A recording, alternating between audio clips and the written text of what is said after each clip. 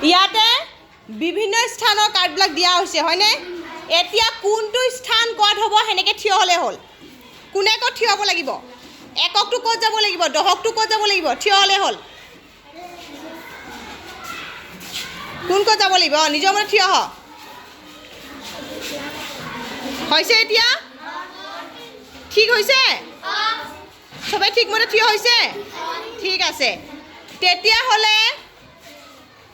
হাজাৰৰ ঘৰত কোন আছে ঠিকে আছে লাখৰ ঘৰত কোন আছে শতকৰ ঘৰত কোন আছে ঠিকে আছে এতিয়া হাজাৰৰ পিছফালে কেইটা শূন্য হ'ব কেইটা হ'ব তিনিটা গুড যেহেতু শতক দহক একক পিছফালে তিনিটা আছে হয়নে সেইকাৰণে হাজাৰৰ পিছফালে কেইটা শূন্য হ'ব তিনিটা লাখৰ পিছফালে কেইটা শূন্য হ'ব পাঁচটা যেহেতু লাখৰ পিছফালে কেইজন থিয় হৈ আছে পাঁচজন তেতিয়াহ'লে কোটিৰ পিছফালে কেইটা শূন্য হ'ব কেইটা সাতটা নহয় সাতটা সাত নকয় কি বুলি কয় সাতটা হ'ব ঠিক আছে এতিয়া লাখৰ ঘৰৰ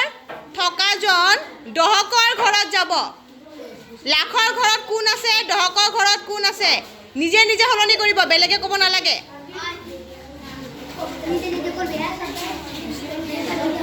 এককৰ ঘৰত থকাজন হাজাৰৰ ঘৰত যাব